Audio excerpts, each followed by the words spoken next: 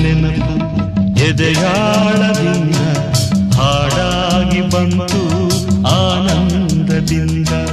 ನೂರೊಂದು ನೆನಪು ಎದೆಯಾಳದಿಂದ ಹಾಡಾಗಿ ಬಂತು ಆನಂದದಿಂದ.